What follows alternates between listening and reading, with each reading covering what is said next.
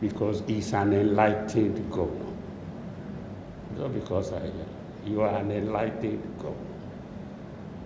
Now, when you came, I'm sure it was by way of joke, you're asking some people, why are you here? I guess, if I am not wrong, 80 to 90% of all here are carrying your flag. And we know that this is a government that has come to make a difference in Edo State. And we were taught that it should not be linked with those who say they should not grant autonomy to judiciary or to House of Assembly that initially said they didn't want autonomy. They are today going on strike to say they want autonomy. They made up their mind because that is the way forward. So, my Lord, we come here to present the message sent to us, and we are pleading that even if the language we presented it is not courteous enough, forgive us. We are not presenting it in the manner of a slavery. We present it to you that you will consider it and tell us your vote. We know it is not a thing that it can be done one day. We are saying we want autonomy of judiciary. Yes. If by tomorrow the head of judiciary now is the chief judge, what we need now is that the judiciary needs autonomy. And that is the message sent to us. Accept it from us. We didn't come here as protesters. We didn't come here as opponents to government. No, that is not the purpose of our coming here. I myself, I represent, I grew the body of senior advocates in this place to say that this is a responsible messenger. We are a responsible messenger, and you should hear us. Thank you, Your Excellency.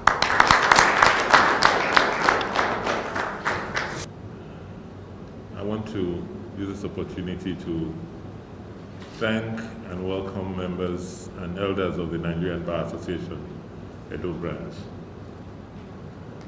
Interestingly, I'm a minority here. So I believe I'm the only one who is authentically representing the executive.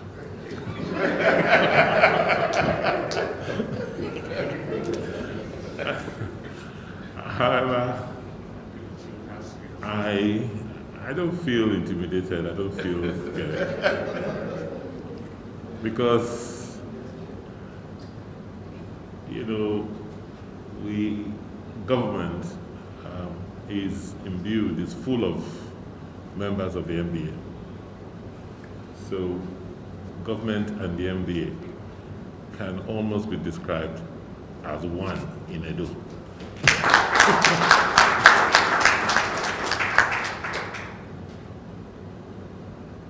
We have become partners, and that has greatly helped us and affected the way we have responded to issues affecting the judiciary. You must also realize that I'm a child of the judiciary, so I have my natural sympathy for the judiciary. I believe that, I've listened carefully to both sides of the debate. And sometimes I step back and I'm really wondering, I'm trying to put my hands on what the real issues are. I think it's one of communication. Because it's only a crazy Democrat, someone who thinks about democracy upside down, that will not realize that it is not in the best interest of our democratic system for the three arms of government not to be independent and autonomous. Because one is supposed to check as a check on the other. So it is not in the interest of our democracy to put one at a disadvantage over the other. So the issue of autonomy and independence should not be in doubt or in question. I believe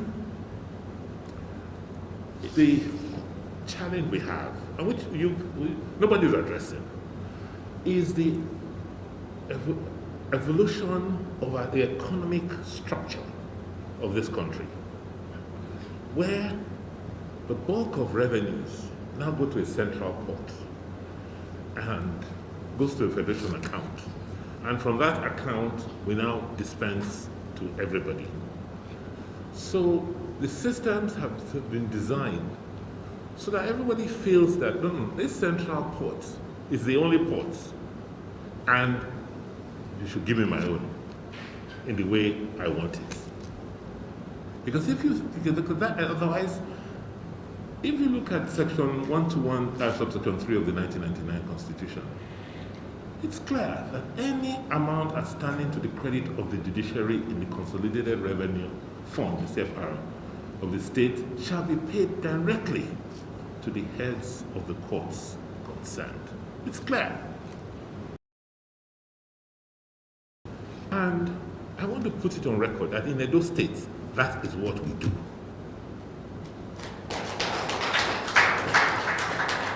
That's what we do for the legislature, that's what we do for the judiciary, and that's what we do for local governments. The issue is what is due, that amount that is due.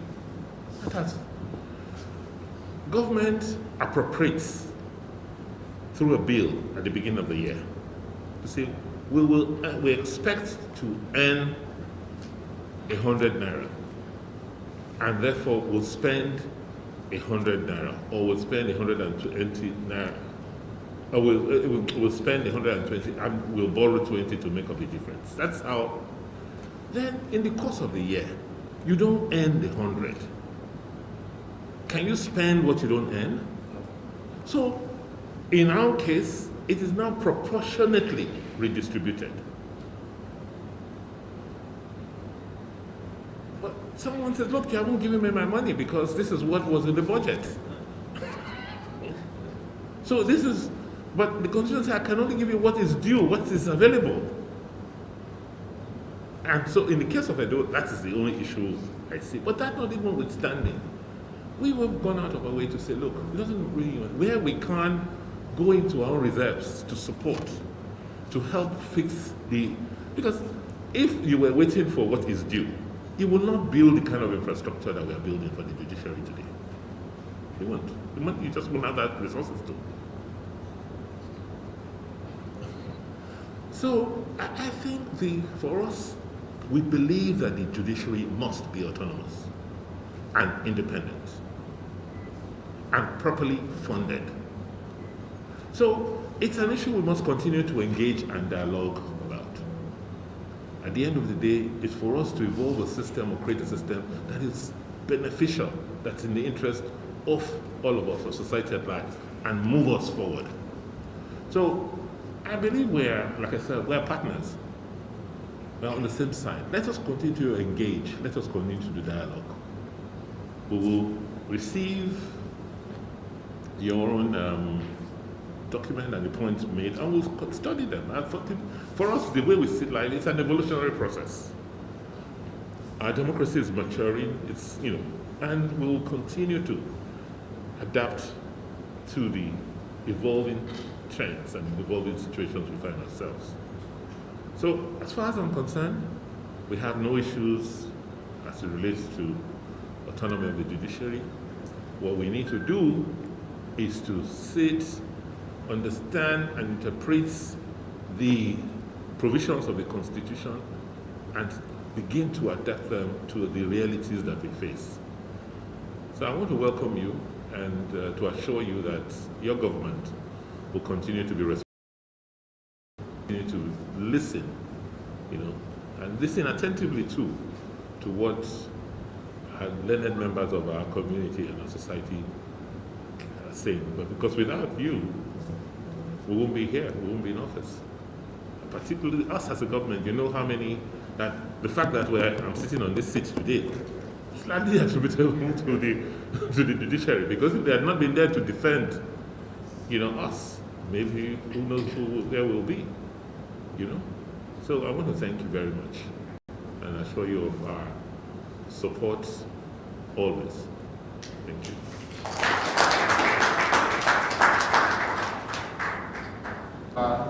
Request that the meeting be somewhat interactive. I don't know if the chairman has some further comments. Thank you so much, Your Excellency, for your very wonderful response to our prayer, and then to also say that we have requested that this engagement be as much as possible interactive. Personally, I don't know it all. We are also, of course, being educated by what Your Excellency has told us this afternoon.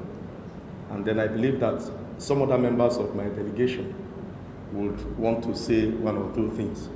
But before that, we want to say that as a bar, we would continue to partner with the Edo State government, and that we have done even in the preparation for our law week, which comes up on the 3rd to 7th of May 2021, for which we have written to Your Excellency for support also. Usual support. Yeah, usual support.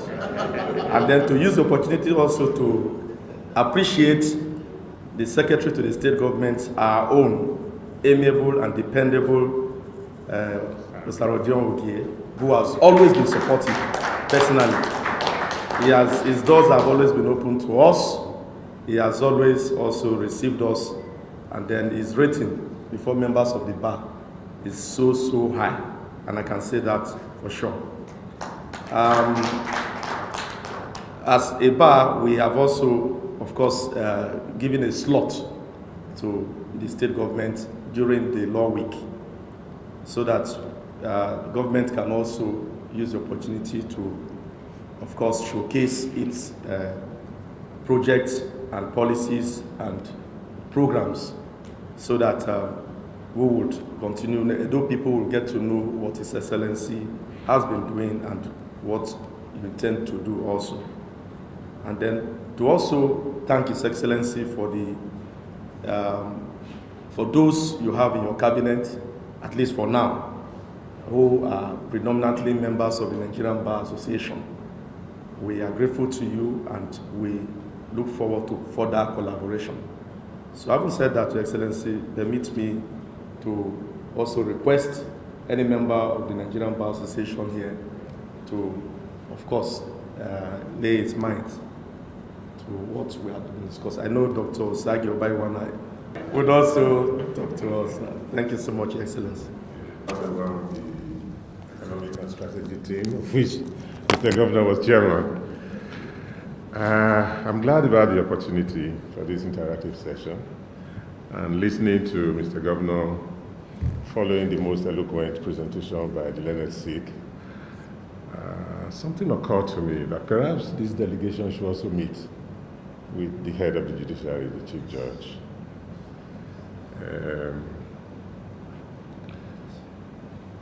The judiciary has enjoyed quite a bit under this administration. We have structures that are as good as anywhere. How widespread that is may be an issue, because the chairman knows about our platform. Somebody took a photograph of the production center side by side with the magistrate court. And said, no comparison. A situation where if judges are to go on vacation, they have to come here. And sometimes, it takes a while before they get audience and they get, what they have come for. Doesn't quite make for that autonomy. So administratively, as the issues are being canvassed nationwide. I remember a colleague asking whether that structure exists now that will permit of the chief judge to be advertising for contracts and things like that. Whether that by itself will not be a distraction. Such issues are there for us to think about. But there is no doubt that we are all humans. The more independent the judiciary is, particularly in financial matters, the greater the opportunity for actual independence in the administration of justice. Governments, of course, as they are, tend to be parties in matters. A situation where a judge has to think about the attitude of government before deciding issues the way the judges see them, that the entire system is on the line. I thank you for the opportunity, sir. My Lord, Your Excellency, I'm very amiable Executive Governor of the state, Obaseki. Actually, anytime I read the word Norregase, it gives me hope, and permit me kindly to stand on the already established protocol. Not many of us here know that His Excellency, the Executive Governor, is my elder brother, so please know now. Secondly, His Excellency is from the family of the judiciary, so you should be rest assured that his greatest sentiments rest solely with the judiciary. You probably don't know so much. The greatest regard any governor has given to the judiciary is coming from His Excellency, Obaseki. Mine is very simple. My very learned silk and a very respected former Attorney General of the state has spoken extensively on the purpose for being here.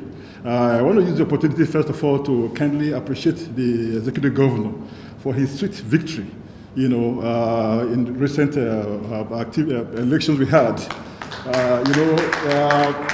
For once, we made a great statement in the state.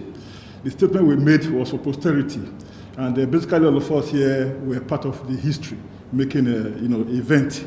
I might not have this opportunity, so let me candidly, appreciate our Executive Governor. And by extension too, I would definitely like to add my voice to appreciate the State Secretary, the SSG, Sarodiogie. He's been very singularly magnanimous to the bar, and each time, I place a call to him, for one thing or the other, even when he's not readily available, he always, sends a message across to me. That shows the personal regard he has for me, regardless of the fact that we are classmates in law school. And of course, by extension, let me appreciate Wole Iyamutu. He's a very, very dear friend here. I really can't say much now because the elders have spoken. But I just want to assure the governor that he carries the majority, the minds of the majority, in all the good works he's doing. He has a lot of silent admirers that he probably don't know. I know we are here for a purpose, just to talk about this, autonomy and what have you. But again, I think it's pertinent to let him know that he's a man that we all loved. So I would like to rest my case on that. Thank you. Your Excellency, for this singular privilege, let me stand on the already very well established protocol. Your Excellency, is just to make a suggestion. The demands has always been for financial autonomy of the judiciary, because the question is, what is due? So it seems that we really need to find ways and means of addressing those issues. For me, it would appear that the problem now is more of a breach in communication between the executive, maybe the judiciary, and those that are agitating for this autonomy. You can't continue to agitate for what is already existing. So it means that they really do not understand what's happening. And some of us, the bar, have bought into that concept. So for me, Your Excellency, I think it will go a long way to addressing these issues if a committee be set up, made up of high members of the executive, the judiciary workers who are agitating, and then members of the bar. That committee should be saddled with the responsibility of knowing every point in time what is due. To answer that question as to what is due, if we know what is due to the judiciary and they get what is due to them, then the issue of autonomy will be rested, because the Constitution says what is in the federation account. And there are some very serious concerns, because in reality, those who know that there is a problem with what we get in our federation account. It is no longer news that what goes in there now is becoming meager and more meager by the day. 90% of what goes into our federation account comes from oil, which is no longer, as attractive and as it used to be. So we must try to balance it, because if we also agitate now, and probably we now come to the point where the judiciary gets only what is in that federation account, there might be problem. So we need to have a balance. And once all the stakeholders are carried along to know what is on ground, I am sure we'll be in a better position to get all of these issues addressed. Your Excellency, that's my least two contribution on this matter. Just for your silent support. I mean, it wasn't silent, even though you didn't say much, but it was very, very loud. And we know when we take the actions every day, we know that there are people like you watching. And so it's always in our interest to sound you out, to know, to sound you and know what your expectations are, and bring those into consideration when we're making decisions. And we will continue to behave like that as a government. I'll take the comments from my brother Baiwana and my brother Otutu together. At least in Edo, since I became governor, it's quite instructive that the current CJ used to be the head of a committee, an in-house committee, where at the end of every month or every quarter, we do a review of what has come in from that account, right? And we then sort out the proportionate amount that is due, and that amount is passed on. The biggest challenge has been the process of budgeting. And to budget is to govern. What I've seen personally is the budgeting system is very weak in the state, and particularly so with the judiciary. And it will interest you that if you look at the last 2 or 3 year budgets, we have always had to make up for the personnel costs under the recurrent expenditure. Because even when by the budgeted amounts, they will not be able to cover their salary, at least of the lower members of staff. Like I said, we agree. You can't have a judiciary or a judicial system that's subservient to either the executive or the legislature. It's not right. So the key is that spirit, to say, look, do you agree that every arm of government should be independent? Personally, I do, and I believe that that's the same because your members are. You raised an important point. In terms of capital expenditure, how often does the judiciary build or even undertake capital expenditures? So what capacity do they have internally to?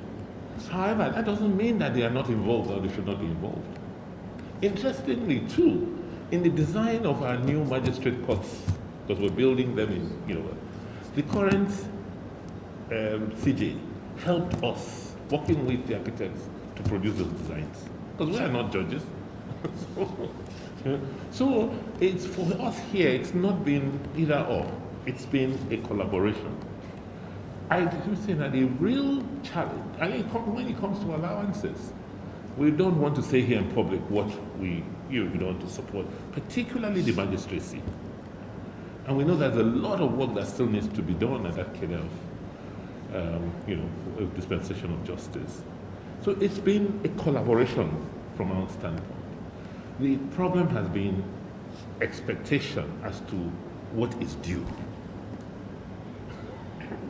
And it's even more so today, because this executive government, as you see, we've been very, very prudent, right? We've had to, we are currently undergoing some major transformation. You're here now, right?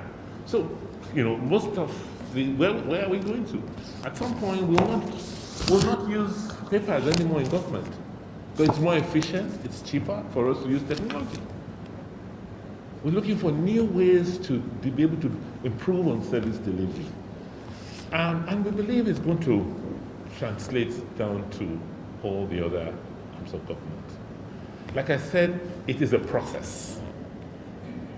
But what we must agree on is the principle that each arm of government must be autonomous and independent for our judiciary, for our democracy to endure. Then the others are details of how to fine-tune and perfect what we intend to achieve. So I agree with you. It's not something we want to throw out there, but it's important that we sit down with all parties and say, this is where we are, this is what we are, and this is how we see the future. So that there's that understanding. I'm not aware of holding back. It's like, I can only give you what is due to you. If it's inadequate, it's not tantamount to me depriving you. I think that's okay. So I want to thank you and say we really appreciate and hope that we'll continue, the interaction and the conversation will continue during the law week. Thank you. Thank you very much, Your Excellency. I'm sure that we're all thoroughly satisfied with most of the issues that have been thrashed out. I little photographs so that this moment is recorded for posterity. And to thank all of you once again for taking the time to come to government. A destination, I mean, it's not an event, it is a journey.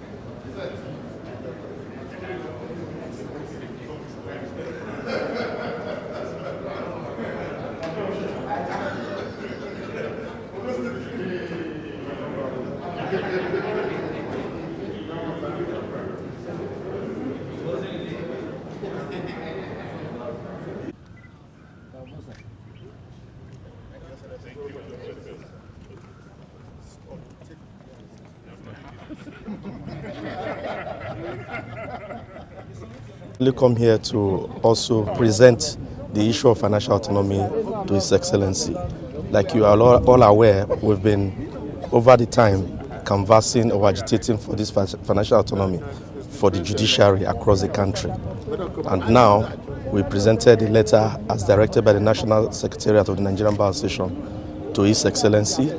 And then from what you heard, it's going to be a continuous engagement, so that at the end of the day, of course, the whole essence of the provisions of Section 121, Subsection 3 of the Constitution which is financial autonomy for the judiciary, will be guaranteed and of course will be complied with. So we've heard from His Excellency. We are satisfied with the discussions and it's going to be an ongoing process. Thank you. Thank you very much. Yeah.